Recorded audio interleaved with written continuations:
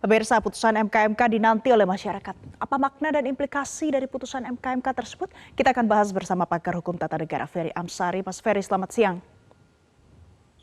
Siang, Mbak.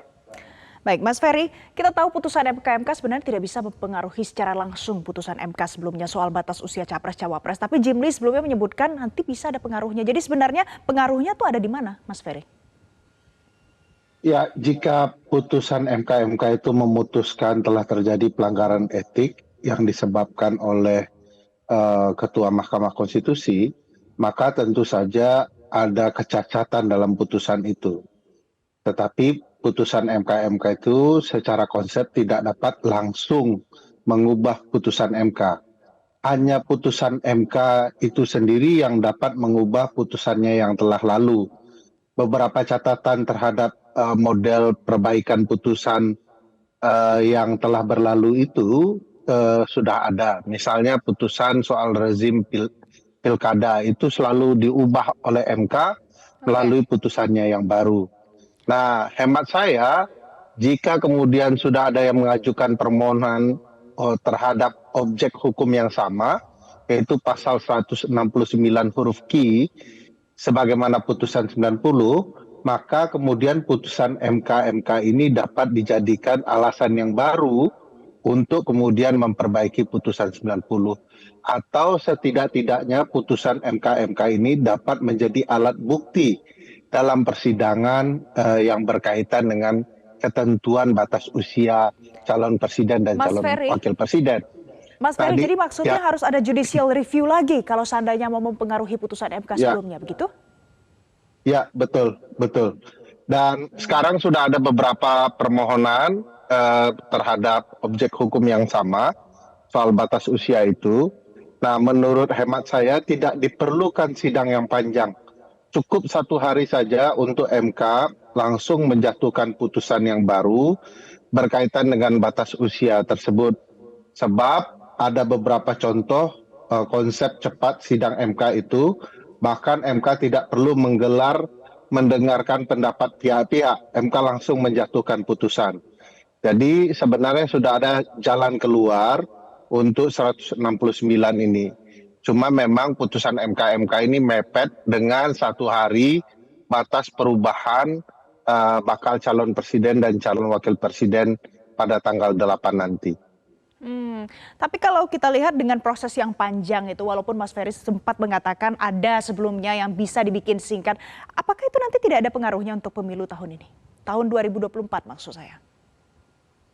Ya, kalau kemudian putusan MK-MK itu berpengaruh dalam putusan MK berikutnya, sepanjang kemudian dijatuhkan sebelum pengumuman pendaftaran calon yang sah sesuai dengan peraturan, maka tentu saja bisa dianulir calon-calon yang melanggar ketentuan undang-undang.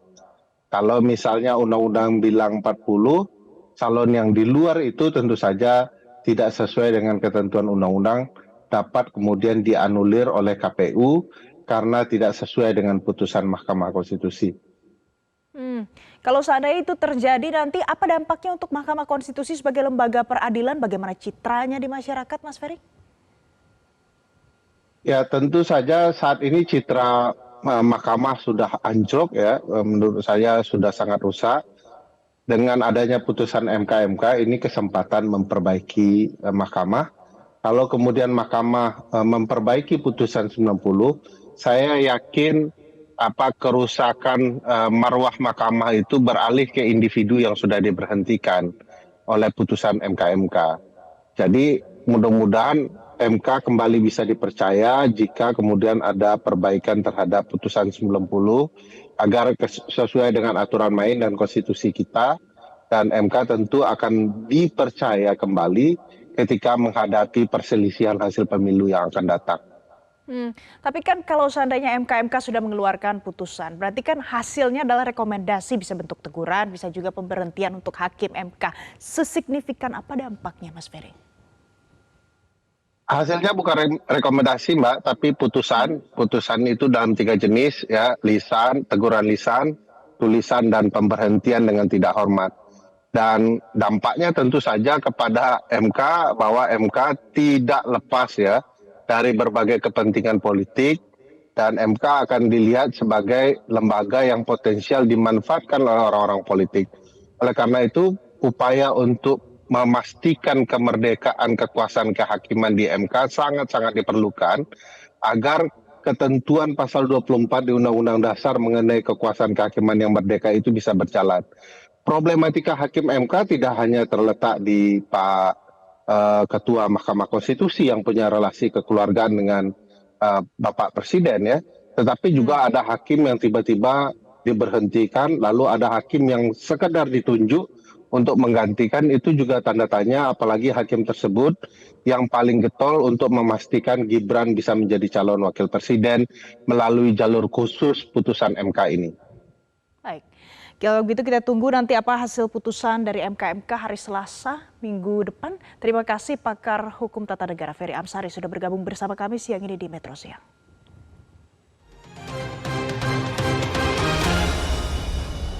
Dapatkan informasi, download Metro TV Extend sekarang.